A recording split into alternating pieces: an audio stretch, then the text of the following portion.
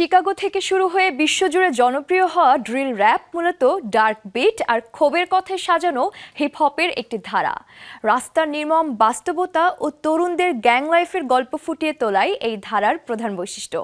সেই রাস্তার গল্প আর ক্ষোভ যখন মেলোডি হয়ে ওঠে, এজলাসে দাঁড়ায় আসামির কাঠগড়ায়, তখন জন্ম নেয় শিল্প ও আইনের অভূতপূর্ব এক সংঘাত। সঙ্গীত আর অপরাধের সীমান্ত যেখানে এসে এক হয়ে যায়, তারই নাম ড্রিল র্যাপ। গতিময় বিট আর তীক্ষ্ণ কথার এই ভার্চুয়াল দুনিয়া এখন আর কেবল বিনোদনে সীমাবদ্ধ নয়, রূপ নিয়েছে অপরাধের নতুন এক প্রামাণ্য দলিলে। আদালতে বিচারে বিট মিউজিক বা ড্রিল র্যাপের গান ও সুর ব্যবহারের পক্ষে অবস্থান নিয়েছে লন্ডনের মেট্রোপলিটন পুলিশ। সম্প্রতি অপরাধমূলক নানা মামলায় এই গানের লিরিক্স বা কথাগুলোকে প্রমাণ হিসেবে ব্যবহার করা শুরু হওয়ায় একদল সমাজকর্মী ও আইনজীবী এটি বন্ধের দাবি তুলেছিলেন। সেই বিতর্কের মুখে দাঁড়িয়েই নিজেদের সিদ্ধান্তকে যুক্তিযুক্ত বলছে পুলিশ।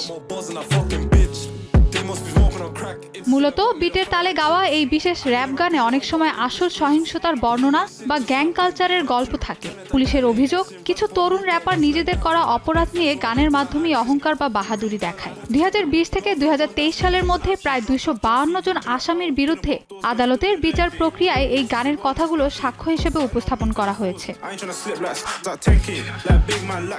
এই বিষয়ে কথা বলেন যুক্তরাজ্যের পুলিশ কর্মকর্তা ম্যাট কর্বিন। কেউ যদি গানের মাধ্যমে নিজের অপরাধের তথ্য ফাঁস করে, তবে তা অবশ্যই ভুক্তভোগীদের বিচার নিশ্চিত করতে আদালতে ব্যবহার করা জরুরি। এমনকি গ্যাংদের মধ্যে এমনও আছে যারা নিজেদের মর্যাদা বাড়াতেও অনেকে গানে সত্য ঘটনা প্রকাশ করে থাকে। তবে আর্ট নট এভিডেন্স নামে একটি সচেতনতামূলক সংস্থা এই ব্যবহারের তীব্র বিরোধিতা করেছে। তাদের মতে গান বা শিল্পকে কখনোই অপরাধের সরাসরি প্রমাণ বানানো উচিত নয়। আদালত ও বিচারকরা প্রায়ই এই সংস্কৃতি না বুঝে ভুল ব্যাখ্যা করেন। এর ফলে অনেক নিরপরাধ তরুণ কৃষ্ণাঙ্গ বর্ণবাদের শিকার হচ্ছেন এবং শিল্পচর্চার স্বাধীনতা ভেস্তে যাচ্ছে। যদিও এই ইস্যুতে নিহত 15 বছর বয়সী লিওনার্দো রিডের মা ভ্যালেন্টিনা লেক্সি পুলিশের পক্ষে মত দিয়েছেন।